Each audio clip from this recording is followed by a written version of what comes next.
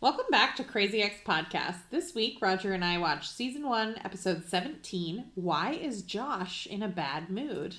As always, we'll start off with a synopsis. Rebecca and Greg's repeated visits to Pound Town make it difficult for them to hide it from their friends and give Rebecca a UTI. Greg and Rebecca try to keep things casual while battling for the upper hand in their relationship. When Rebecca ends up in the hospital, the truth comes out and both Paula and Josh are upset. Roger, what do you think of this episode? Better than a lot of the episodes. A little bit too much awkward for my personal taste, but I'd say it was fine.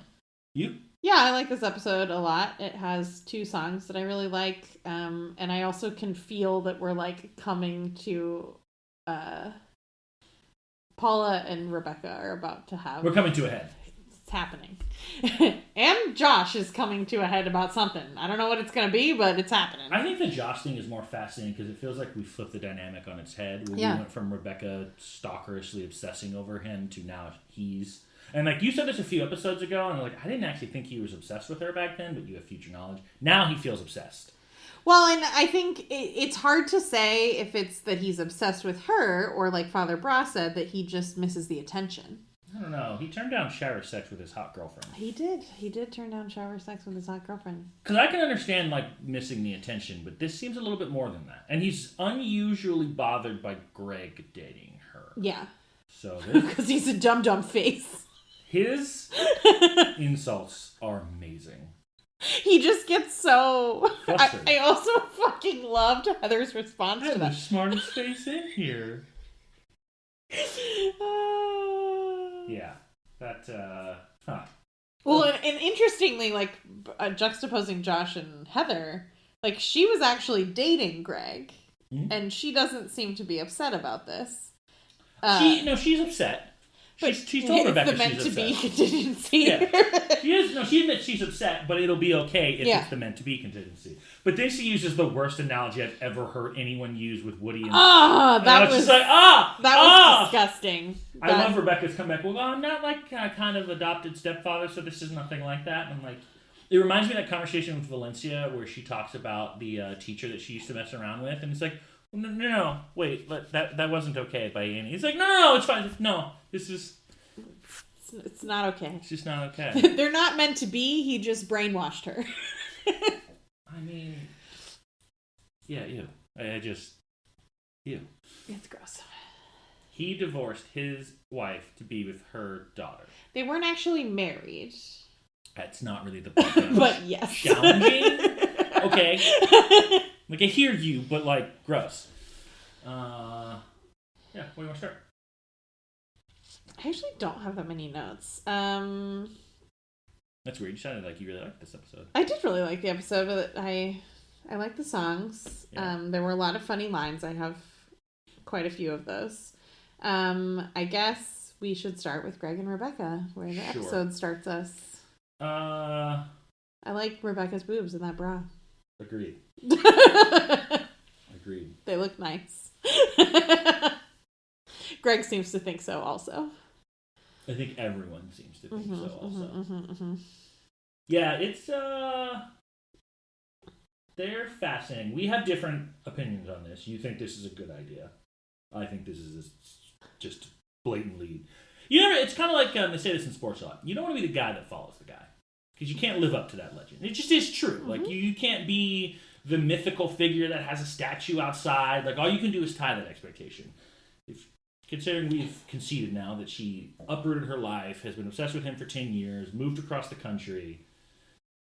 I mean, she may say you're not the second choice, but you're plan B. There just is no other way to kind of phrase that.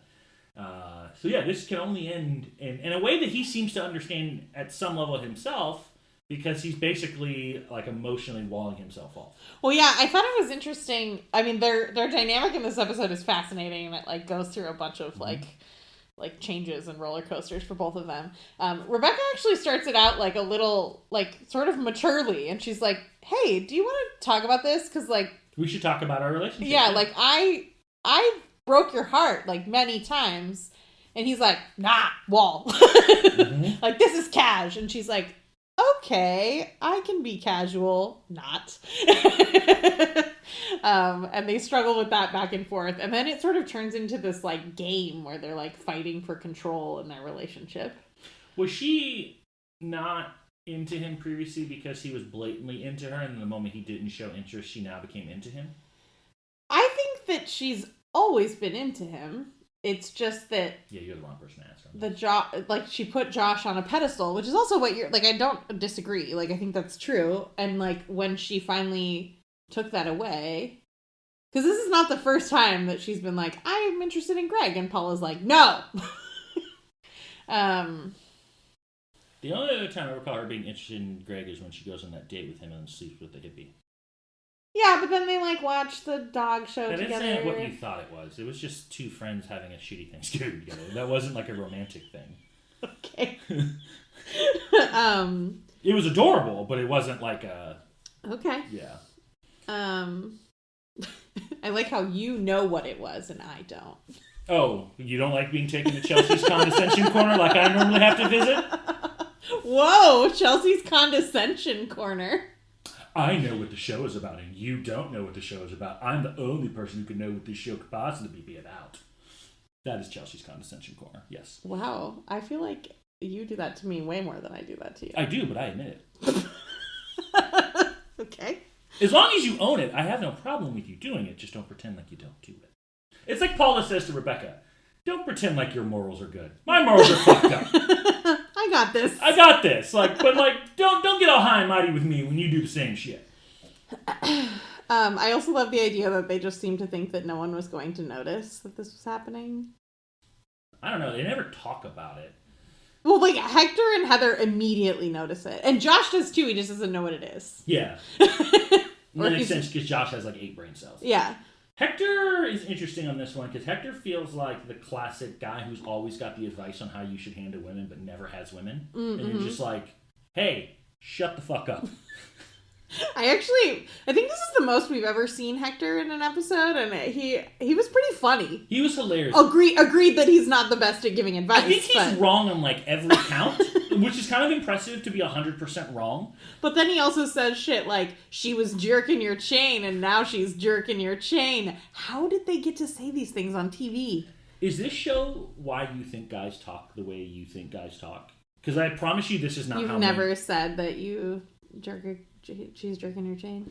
If we were to say that, it would be in a mocking, hilarious, just making fun of that conversation, as opposed to she was jerking your chain, man, now she's jerking your chain, high five! We'd be making fun of that. There are probably some people who do talk like that, but I think you think all men talk like that, other than gym guys, but I assure you that's not the group. It'd be like assuming all of you ladies talk like Valencia does. Mm-hmm, mm-hmm. I also thought it was really funny when Hector's like, you should come out, I'm dating this girl and her cousin is fun. And then Greg's like, what does that mean? She's like, it means she's fun, don't be disgusting. I'm gonna be honest, in that context, would you have taken it differently? I don't. Also, considering everything else that Hector has said, no, I probably wouldn't have taken it differently. I thought it was funny. I mean... I would assume that what he was saying is that, you're going to have a good time with this girl. But that's not what he meant. But that is what he was hoping for, because when she makes the joke, he's like, what? Well, and especially because, I feel like a way to convince Greg to like a person is not to say that they're fun. Greg hates fun. Greg doesn't like fun. I don't know that I would agree with that. Well, I can tell you that there's a song later that Greg sings called I Hate Everything But You. Yeah, that's fair. Tracks. I don't know that Greg is very good at self-diagnosis, though. That's fair. I think Heather's good at self-diagnosis, yep. But, Greg is probably wrong about himself most of the time. Speaking of Heather, we learned that Heather's been in community college for 8 years. Van Wilder would be proud. Also, what? 8 years? She's taken all of the classes. But never graduated? If you keep changing your major and you never complete all of the requirements for the major, you can't graduate. Van Wilder would be proud. 8 years is a while, though. Yeah. Doctors go that long, right? Yeah.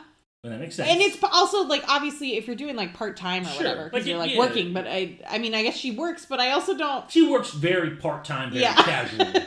Like, I feel like she's going to school full-time. I don't know that she does anything full-time, but get high. Yeah, sure. Yeah, this was an interesting dynamic in that, like, Hector made it seem like it was, like, this battle for control. And I was like... To some degree, he's not wrong in that, like, the dynamic in their relationship has been completely one-sided in favor of Rebecca. So in that regard, she's not wrong. But, like, he kept saying things like, if you do this, you'll never get the power back. And I'm like, why? Like, Heather's explanation made way more sense. Pre-sex, all the power's in the woman's hands. Post-sex, all the power's in the man's hands. It's science, according to whatever class it was she took. That reminded me of the Frasier episode where Daphne comes with the line, is like, how would you feel if you men were just like, we were just using you for sex to get what we wanted or something like that, and men were like, that doesn't make sense. Sex is what we want. And then Frasier just storms out. Like, yeah, that's just not a thing that women are going to do. Like, I'm going to use this man for sex to get what I want. It's like, okay. Well, and that thought didn't even occur to Rebecca until Heather brought it up, that she, like, now doesn't have the upper hand. That's such a weird way to phrase a friends with benefits situation. Also, is that how people really date? Upper hand and, like, are we playing a game of That's a pretty common, like, sitcom trope. It is. I don't know if that's real. Like, this seems like something on Friends, where it's like they're talking about the upper hand and how you have to win the strategic battle, and I'm like... That is, like, the most pre-Monica Chandler Bing thing to like this feels more Ross and want Rachel. the upper hand in a relationship. No, Monica knows she has the upper hand. No, not with Monica. Oh. Chandler with every woman before Monica. Yeah, like Janice. Yep. Yeah, that's fair. Or especially like all of the nameless women that he doesn't. That still feels more Ross and Rachel to me because they just have that like they do fight for the upper hand in their relationship. That eternal bickering, like because that's what this feels like. Like you're playing these like silly petty games. Mm-hmm. I think it's funny that like Heather, for being kind of like a just burnt out stoner, seems to be by far the most logical and insightful and just very like scientifically clear. Roger, she has the smartest face in here. I don't even know what that means. Define for me smart face and dumb face. That's not. Great. I don't. That's not a thing that I do. British face, sure. Dumb face, don't know what that is. British face? Yeah, there's just like some people have really extreme British face, and I like don't really know how to describe it. It's British people have British face, but only some British people.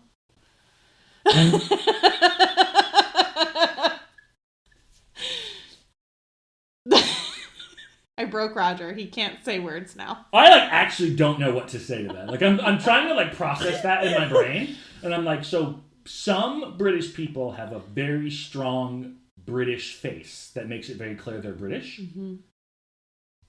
Wouldn't this be true of all ethnicity, like all nationalities and people? Maybe. Huh. You know what it makes me think of too? It's a bitchy little face. That's what British face is. That bitchy little face. Huh. I never correlated those two. Mm. And now I'm just thinking of Rebecca's British nanny boobs. No, you just boobs.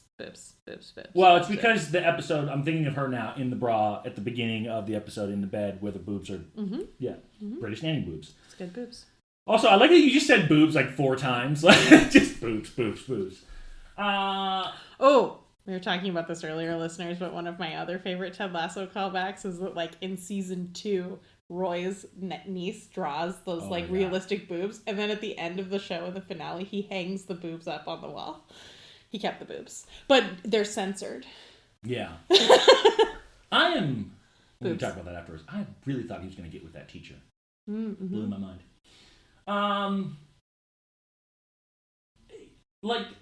Here's a perfect example of why, like, I just don't get their relationship. Why did they have sex in a bathroom instead of just going to her house? Well, Rebecca's justification of that was, I don't want Heather to see you coming and going a bunch. Which totally makes sense as long as you don't go through the sliding glass door where Heather can see you going back and forth. Just come in and out the front door. I mean, their front doors are also next to each other. It's a townhouse, so yeah. But I guess it's harder to see because there's not glass. Yeah. And I think before, like, while they did have a bunch of sex at Rebecca's house, I think he was, like, there for 3 days. It was, like, the weekend. So they weren't coming and going. That's fair. But Heather noticed all the Chinese food, so... Yeah! I like how she clearly said, it looks like they've been having sex for 3 days and just ate a bunch of Chinese food. It's like, huh. There's, like, some moments of lucidity in there. Yeah. Or when she laughs at Josh when he says that Valencia respects him. The worst part about that is that I laughed and almost immediately Heather started laughing. I was just like, ooh. Yeah, having sex in a public bathroom. Like, I guess I get club sex. Like, fine. It's like a spur of the moment thing that, like... But they decided to meet up to have sex in a bathroom. Public bathroom. A public bathroom. Not like your own bathroom. Not a hotel bathroom. On the toilet. Greg was sitting on the toilet. Yep. Yep. Yeah, everything about the Greg and Rebecca thing just feels like, what is it, like, you split apart sodium and chloride or something like that, and they're fine. You put them together, or, just toxic. Just nothing about this seems smart, or good, or safe. Yeah, they might get an STD from having sex in a public bathroom. Or, like, just an infection of something. Yeah, crabs, whatever. Crabs. I do love the song I Gave You a UTI. That's pretty funny. Was that... I think that was real. I think that he, like... he was whistling at the end, so it wouldn't surprise me if he was like, I gave you a UTI. And he but I don't think the whole song was real. But, like, he's definitely in a different position at the end of the song than he was at the beginning of the song. He wanted to be cloaked like Elvis. Yes. And, like, usually when she, like, snaps out of the song, everyone's where they were. In this case, it almost feels like he was really there. And sometimes songs are real. Yeah. Sometimes songs are real. That's true. Such a weird phrase to say, but it is true. Okay, so you like Rebecca and Greg. Why? Go. I think what they're doing in this episode is very bad. Like, I think that the sex? No, the sex is fine. I know, it's the part of cheating that you hate. So is this the gross part? It's not the lying, it's the smashing the body parts together. The smashing, the butterfly smashing? Butterfly smashing. What a phrase. Yeah. It makes a lot of sense, but... It makes a lot more sense than zest your porcupine. Is that sexy to someone? No, that sounds bad. It sounds bad all around. Like, porcupines are pokey. I don't want those anywhere near my vagina. Why would you zest one? And then you're gonna eat it? I don't know. I don't know. Yeah, not sexy. No. Not sexy. No. I think that... you even noticed, you were like, oh my god, Greg is like Rebecca. He's awkward and weird. Like, I think that they have that going. They like, have really good chemistry, and they, like, they do like each other. They like spending time together, but then they do stupid shit, like, let's lie to everyone we know, and also, like, play a game to battle for the upper hand in our relationship and pretend like it's not affecting us emotionally. I don't believe in the concept that opposites attract, because I think that's how you get, like, Josh and Valencia shit. But I don't know that you necessarily want two people who are very similar, because you do need, like, someone's got to be the adult sometimes. Like, you need a healthy balance of, like, some things are opposite and some things are similar, and they're almost a bit too similar. Although I do think that Greg does that at the end of the episode. Hector tells him, you'll give up the upper hand forever if you leave, which I don't buy into this concept, but, like, if they are, and he doesn't care. He's like, she's in the hospital and I'm going to help. Did Greg ever buy into the upper hand thing, though? Because I thought the only reason he agreed to go on the date was that, like, well, she's broken your heart before, so, like, are you going to put all your eggs in one basket? That felt more or less like a wall. But then why did he tell her about it in a way that... To keep the wall up. Right? Like, which is the part that's keeping the upper hand. Yeah, maybe they're more intricately tied together. Because it seems like he was kind of, like, lying to himself and Rebecca about, like, his feelings. He's definitely, like, not... This is not just sex for Greg. He can pretend like that if he wants. This reminds me of the episode where he sings that song, I Could If I Want To. Yeah. Like, all of this is like, yeah, I could be emotionally invested if I wanted to. It's like, if you are, man. Like, you just need to be honest. Yeah. I mean, look, this is going to be a disaster because, obviously. It'll be an entertaining disaster for sure. Mm-hmm. I would love to see Naomi here. I feel like Naomi would be obsessed with Greg, like other middle-aged women. Oh, well, yeah. I don't know that she would be obsessed with him for her daughter to be dating. Yeah. Just like as a handsome man. Oh! Is Greg hot? I mean... I just love when Josh asks that question. Is Greg hot? I don't know if I have anything else on Greg and Rebecca. I mean, Paula and Rebecca are a separate thread. Yeah. I love word games as a euphemism for sex, and will be using that with my wife going forward. I think that's like my favorite part of this whole episode. Just that, like, the number of ways that they are able to talk about sex on a network TV show. It's like... Not just talk about it. Like, Rebecca is on all fours at one point, like, clearly just doggy style. And Greg, you can see Greg's legs behind her. You can see exactly what is occurring, and they just get away with it. This is CW network TV? Yes. It is. Because I've always thought it was that weird gray area where it's like, it almost feels like almost cable, if that makes sense. Like, network TV media is Fox, CBS, NBC, ABC. It's subject to the same, like, it's not HBO. Like, it's subject to the same censorship as, like, regular network. Like, TNT is not HBO. They can't say the things that HBO can say. Like, you can't say fuck on TNT. Exactly. And she talks about that a lot in her book that I read. About the censorship. About the censorship. Like, the thing, she like, goes through this whole thing where they're like, they wouldn't let us say this thing that sounds, like, sort of innocuous. And then she's like, but they let us say this. I think they just sometimes must not know it. But, like, this is not so.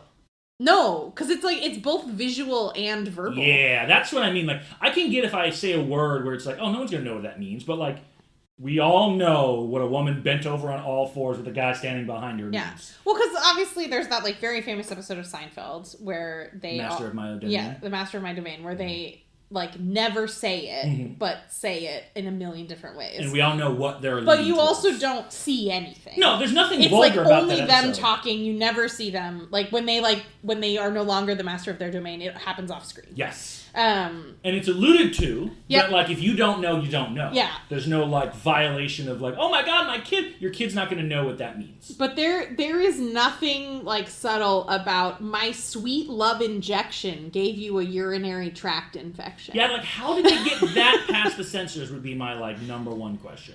And I mean, I guess the thing with, like, the zesting the porcupine, like, he says a bunch of them, like the zebra, the giraffe, like, it's a similar idea, but those are much more on the Seinfeld side than some of the other things that they say in this episode. Absolutely. Yeah, I was just shocked at what they're allowed to get away with. Yep. Especially in the CW. Like, I just didn't know CW could do that. Well, because typically CW shows they, like, make fun of them for being the opposite of this. Correct, because they're usually, like, for, like, drama bullshit. they're for young adults. Yeah. A lot of teen drama and a lot of, like, they do the first time that Greg and Rebecca have sex, they definitely do that, like, rom-com thing where they, like, cut away to, like, they, like, kiss and then they're, like, in the bed. This episode or the previous one? This one. They wake up in the morning and he gets on top of her and he's like, do you wanna? And then they cut to them being naked each other in the bed. So we don't, like, obviously we don't see any, like, sex. There's no motion. I 100% that's how they got away with that shot where she's bent over. There's no motion. That's true. And that, it's funny because, like, that's where I think you and I differ. Is like, I don't need to see them having sex. That doesn't do anything for me. When they cut away, I know what's happening, and that's stupid, so it's fine. Roger's saying that I love porn. Well, you've mentioned many times where you're like, you think it's, like, meaningful to add that to the scene, whereas, like, I think it adds. Like, if you told me, hey, there's 50 minutes, cut it down to 10, I'd be like, well, if there's a sex scene, cut it, because I don't, like, other than just a gratuitous nudity, my, like, understanding of who Rebecca and Greg are as people isn't going to change because I see them banging one out. Like, I just don't care. That the censorship is fascinating, how they're able to find a loophole, essentially, and just circumvent it. Do you want to go to Paula and Rebecca, or do you want to go to Josh and Valencia? Both of them seem very tied to these two. So let's talk about Josh and Valencia. Josh is in a bad fucking mood. Yep, Josh is angry, mad. So he is angry. It sounds like he is angry about the attention being lost, but there's more than just the attention. Well, I think at the beginning of the episode, he doesn't know why he's upset. But he's pissed. And then he figures out that he's upset about whatever is going on between Greg and Rebecca, but he doesn't think that they're having sex. No. Because he's surprised by that at the end of the episode. Which means it really had nothing to do with Greg. Yeah. He was already upset long before Greg came into the picture, potentially. So he's upset about Rebecca. But yeah, I agree. I think that he's... I mean, we also know that he was upset about his relationship, too. Like, he seems to not be... Valencia was talking about some inane shit that he probably doesn't care about, but she was not being mean to him in this episode at all. The bar. That's the bar. She's just not mean. I mean, not being mean is that's a big bar for her. Yeah. I think the favorite part of that entire conversation is she talks about some inane shit. And he literally responds with, "I'm happy if you're happy, babe." And the only thing I just hear from you is, "Oh my God, that's what I say to people." And I'm like, yep, that is exactly what you say to people. I'm so happy. You're so happy. I'm so sorry if I've ever said this to you. For clarification, that is your dismissive, like, I think what you're doing is stupid, but you do you. Yep. Yeah. Yep. Don't ever do that with me, please. Okay. Just say it. Just say the thing. I mean, I think, I'm sure I've said it to you before, but it's probably, like, obvious to you. Like, when you're like, I'm going to go do this football thing. And I'm like, I'm so happy that you're happy about that. No, you've never once said you're happy about that. I don't get that. I usually get the... I was happy that you got to go to the Super Bowl. That seemed important to you. I was so happy that you were happy. That would be where you would have said it. Yeah. I don't want to go. I don't care. But I'm so happy that you went. Yeah. I don't think it's a bad idea that you went. Yeah. That would be... Sometimes it's legitimate to say it. If it's legitimate to say it, you shouldn't be happy then that they're doing it. I hear you, though. And then as, like, the episode kind of progresses, kind of figure out that, like, hey, Josh turns down Valencia in the shower. Mm-hmm. There's some deep-seated issues there. Mm-hmm. But also, like, I love Father Bra. Father Bra is so great. White Josh, Dr. Copian, Father Bra. That's my holy trinity in this show. Like, those three are my peaks right there. Bam. What about Heather? Heather's a close fourth. Heather's good. I like Heather. Good close fourth. I like, because to me, Father Bra does friends right. Like, Father Bra and I have the same philosophy when it comes to how you talk to your friends. It's like, you want me to be honest? Yeah. You're acting like a little bitch. That's how people should just talk to their friends. Why are we sugarcoating bullshit? Hey, man, you're acting like a little bitch. That's what I want my friends to say to me. That's what I'm going to say to my friends. Let's just put it out in the open and be honest with each other. To be fair, they are friends and have been friends for a long time. Since childhood. Of course. But he is also using him as a priest. I hear you. I think the point, though, is that, like, if you were having a conversation with a friend of yours and they're coming to you for, like, emotional, spiritual, just basic advice, that is the way you should be conversing with them, as opposed to, I'm so happy if you're happy. We gain nothing from that. We're not better as a people because people avoid hard conversations and don't tell their friends, hey, you're being a dumbass. Like, no, just say you're being a little bitch. Sometimes you gotta hear the truth. Yeah, where do you see the situation going? Which situation? Like that, now everyone knows what's happening. Josh is maybe facing his feelings. Like, what do you think will happen? I mean, Josh, because it's a sitcom, Josh is going to tell Rebecca he has feelings for her. I think most likely what is going to happen is the thing that I've been saying all along, is that, like, well, it's easy to say that Greg wasn't a plan B because in Rebecca's mind, that door was closed by Josh. If that door gets reopened by Josh, I don't entirely know that she ever properly processed it, and that's going to cause a problem in their relationship. Yeah, I think that's fair. So that would be my guess. I do not actually have future knowledge on, like, Chelsea. But yeah, that's where I think it's going to happen. I'm assuming he's going to have to break up with Valencia. Like, they're not going in the right direction together. Well, like, regardless of the Rebecca situation, he seems unhappy. But I think they're tied together. I do think that they're tied together, but we've always thought that they weren't a good fit. Yes, but they felt like more of a bad fit once Rebecca came into the picture because it was like more illuminating about like what he's actually looking for. And I've said this many times, like Rebecca looks at Josh in a way that while unhealthy is way more respectful than Valencia does. Yeah. Like Valencia, the fact that someone said she respects you and laughed, and I don't know how much. Also, all of his friends hate her. You keep saying that. I don't know that hate is the right thing. Greg hates her. He doesn't hate her that much. He helped her. Because it helped him. Yeah. Have you never hated someone? I guess hate is a very strong word. I don't think his friends like Valencia. Well, I think they're scared. I think she's also mean. Yeah, she's really mean. And although, again, in this episode, not mean. Not mean. She's intense. She's very intense. She's excited about being accepted by Josh's family. I don't know that it's a dislike. I think, I feel like in shows like this, where they're usually very overt with their emotions, like, you can kind of tell when people actively dislike someone, or kind of just like, I don't want to necessarily hang out with your girlfriend, but, like, whatever. It's not the end of the world if she's there. Whereas if it's, like, a passionate dislike, feeding time for the kitty cat, and we're done. I think you would just get more of like your girlfriend's a bitch or can't stand her, or like something indicating that they really can't stand her, as opposed to just like she's just kind of intense. Remember when they put together the table and they were all so scared about putting together the table? Yes. Yes, I do. Remember how she dismissed him so quickly about like, oh, that's not the kind of table I want. Yeah. So also, even like take Josh out of the situation. If you were Valencia's friend, you would be saying that, like, this is a sign that this ain't going to work between you two. Yeah. Like, if you are excited about moving forward, and he is not excited about that. Well, it should be so telling that they've been together for a long time already anyway. But when Heather says, oh, it must be stressful because, like, weddings are, like, contagious, and they, like, Valencia's probably going to be asking about getting engaged, and Josh is like, oh, no, I don't think so. And it's like, she has rings on hold at every store, Josh. So the problem with using Josh is that, like, Josh is just dumb. Yeah.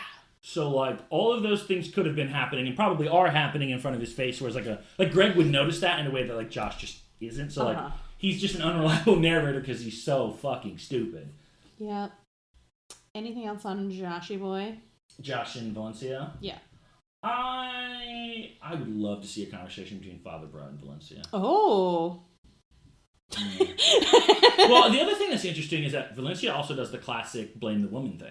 Mm-hmm. Well, now that Rebecca's out of our lives, like, well, even if she is, it wasn't Rebecca that, like, did this. This was your boy who did this. Mm-hmm. And she just thinks, like, oh, he just strayed because, you know, the temptress got to my man. And you're like, oh. Which, to be fair, if you think of Josh like a lost puppy who doesn't know any better. Yeah. Like someone let open the door and then he just reacted. Which is sort of how Valencia thinks about Josh. She's not 100% wrong either. But like it's like he doesn't have his own independent thought or agency. Yeah. And it's just like, well, as long as no other woman tempts you, we'll be fine because you're too stupid to do anything yourself. And it's like, ugh. Other than that, yeah, I think we're done there. So all right, then... Paula. Yeah. The worst part about Rebecca in this episode is lying to Paula. False. I think Rebecca's 100% justified. In lying to Paula? Yeah. I think that knowing what Paula's response would be and how Paula just rips into Greg, I can understand. But she lies to her so many times. Right. But as I've said before, if I tell you the truth and the consequence is going to be just punishment, I'm not going to tell you the truth. I don't give a fuck if it's the right thing to do.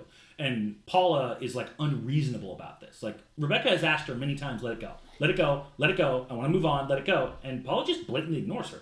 No, you're going to come to your senses and eventually get back with Josh. She's like, I don't want to do that. So it's like, well, why would I tell you that? You're just being unreasonable. But she's going to find out. So? And it's going to be worse. Okay. Like, it's like, they say this all the time with, like, parents, right? Like, if your kids get punished for telling you the truth, and it's going to be just as bad as when they lie to you, why wouldn't they just lie to you then? There's no incentive for them to tell the truth. You might not find out about the truth. Yeah, I might as well take the shot that I don't get in trouble if I know that whether I lie to you or I tell you the truth, I'm grounded for a month. There has to be an incentive. The truth has to matter. And if Paula acted reasonably, maybe Rebecca could tell her the truth. But Paula's like unreasonable the entire episode. She's very Except for when it comes to the pie thing. Then she's reasonable and Rebecca's out of her mind. I mean, I think Rebecca's just like trying to recreate the magic in their relationship. Yeah. I can see why you felt this episode was so awkward. Oh, God, it's so cringy. Like, they're trying to do like Secret Agent. There's lasers and somersaults. And like, what are we doing here? I also don't know what they thought that they were going to find the secret ingredient, which is unsalted butter. I know nothing about cooking, and even I was like, this is going to be some basic generic ass ingredient that most people who bake use.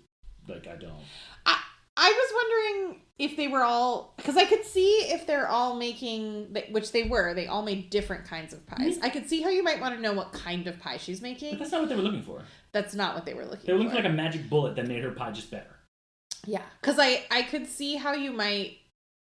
The way that... Like, you wouldn't want to make the same thing as the really good baker. Absolutely. You might want to choose something that... Because you're just now an inferior version of the better product. Mm-hmm. Absolutely. But this was just like... Oh, if I use this thing, then now my pie will be better. And it's like, I don't, again, I know nothing about baking. Especially if you're not making the same kind of pie. But it wasn't about that. It was just them having a secret mission.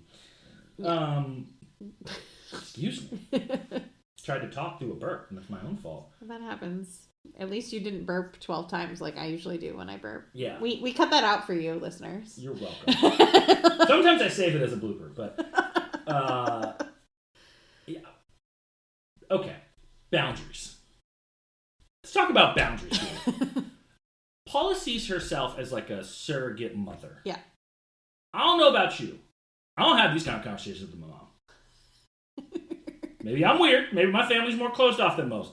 I don't talk about whose butterfly I'm smashing with my mom. Yeah. That's weird. Yep, it is weird. Like, I feel like sisters makes more sense for them than mother-daughter. Like, she's. I think it's more like an older sister. Like an aunt. Yeah. Like, all those things make sense. I mean, I don't know if I talked to my aunt about butterflies. But some are, like, some people, that's not uncommon where you have, like, an uncle. You can also be closer in age, too. Closer in age, but, like, you know, it's just not the same. Like, your parents, that's just there's usually a hard line there. No one wants to talk about sex with their parents for the most part. Yeah, but, like, Paula is just, like, we're doing this. I'm going to be determined to find out who you're having sex with. Well, and it's interesting and she won't let go of Josh. I know. She won't let go of Josh, but I did think it was interesting when she made the list of the other people that Rebecca could be having sex with. Because, like, I feel like she would be upset about that because they're not Josh, but maybe she I don't know. I think it's an anti-Greg thing. Mm-hmm. Because she goes on a tirade about Greg. Oddly enough, I don't think anything she says is wrong. He's angry. He is a bit of a drunk. And she says, like, another thing. I was like, all true statements. But I think it's like... Well, as if Josh is perfect, also. He's a dum-dum. He's a dum-dum head. Most people besides you don't weigh dumbness as poorly as alcoholism. Fair. I feel like the rest of society is willing to overlook that a little bit more. Like, this probably doesn't make sense to you. Most of us don't look at dumb as a character flaw. Yep. I just broke Chelsea. Whereas we look at, like, alcoholism as, like, that's a personality flaw. Like, you have a problem. I didn't say that wasn't a flaw. Correct. I think you put dumbness in, like, that same tier of... Or, like, he's angry. That's a character flaw. He could if he wanted to. Stop drinking? He could anything. He could anything if he wanted to. That's why he doesn't try. Then he can't fail. Yeah. That whole thing was, like, weird. She buried the lie in a bunch of truth. Yeah. Yes, you're right about Greg, 100%. But that's not why you're mad. Mm-hmm. You want this little weird rom-com story to play out in your brain. Well, and it's so like Paula, when Rebecca ended up in the hospital, Rebecca texted Greg. And she texted Josh. She texted Josh. Yeah. And nobody texted Daryl, and he's going to be really upset about that. Oh, yeah, he should be. Also, Valentia's going to be upset about this. Yeah. Rightfully so. Mm-hmm. Why are you rushing to her bedside? Mm-hmm. Yeah. I have some best lines. Do you have anything else before we get there? I have one question. Okay. Why did Rebecca go Mission Impossible during the pie store break-in? I think she was trying to make it fun for Paula. And Paula was just like, what are you... Like, she takes flour and for lasers. Like, what? what is happening right now? Because like usually when they would do ridiculous stuff, the ridiculous stuff had a purpose. I think that she was just being silly. I think she was being silly, and I think she either thought maybe Paula would get into it too, or Paula would laugh. Okay. Like she's trying to make silly. Paula have fun. Sure, yeah. sure. Okay. Then I have lines, so... You don't have any? No, I'm saying then I have lines. We didn't talk about Daryl much in this episode, but I love when Rebecca and Paula are talking in the kitchen, and he's like, go back to work. This is my office. I pay you guys to be here. And then they just stare at him, and he says, I think I've made my point. My first top line. I like how he just like looks around. They kind of just like stare at him, and he's like, well, I think I've made my point, and leaves. This might have been my favorite line of the entire episode. When Paula is talking with Rebecca and goes, oh, this is just like that time Scott and I decided to have that second kid. What the fuck? Yeah, they were trying to get a new mission to fix their marriage. In fairness, that was a mistake, I think. Was the second kid the machete-wielding one or the first one? The first kid is the machete. Okay, so I see why not the second one. The first one was a clear failure. Yep. So. This isn't really a line, but I just thought it was so funny that the pumpkin pie was called Pumpkin Up the Jam. I did like pumpkin pie. It's good. It's real good. I put this line as quoted by Josh, but in parentheses, Chelsea. I'm happy that you're happy. Like that. I love Greg's delivery when they're in the hospital room and they say, Paula says, you're sleeping with Rebecca? And he says, all the time, a lot. Speaking of that, Paula to Rebecca, if you're getting your butterfly smashed, then I'm all for it. Never heard that phrase before. It's a good phrase. Might have to add that into the lexicon. I don't have any more. Oh. Just Heather, when she laughs at Josh, she respects you. Also, when she explains copulation, he's like, I know what that is. He did not know what that meant. Father Bra, I already said this one. You're acting like a little bitch. That's one of my favorite moments. I actually like the other line a little bit better when he's talking about the checkers and how he's losing. He's like, well, you can't blame yourself for that. I have the power of Jesus on my side. I also really liked when he says your move, Josh, after they give the advice. Yeah. And Josh gets this really intense concentration look on his face. Father Bra's like, the checkers. You're moving checkers. Also, Josh tries to move Father Bra's checker. Yeah. Yep. Yikes. I have 3 favorite moments. I have 1. Okay. Well, one of mine is Father Bra calling Josh a little bitch. All of the things that they're able to say in, oh my God, I think I like you. And Greg deciding that he doesn't care about the upper hand when Rebecca's in the hospital. Fair. Father Bra was just my favorite moment. I think that's great. He was great. My favorite song is I Gave You a UTI. I like that a little. I actually like Angry Mad. I hate that song. I know you hate that song. I think it works really well visually. Yeah. I hate listening to it. I mean, I would never listen to it by itself. I don't think there are any words to it. Angry, mad. Yeah. But as a visual gag, I think it's pretty good. It does that 80s visual gag. Yeah, kind of like that quick techno thing that Daryl had. Oh, yeah. Back.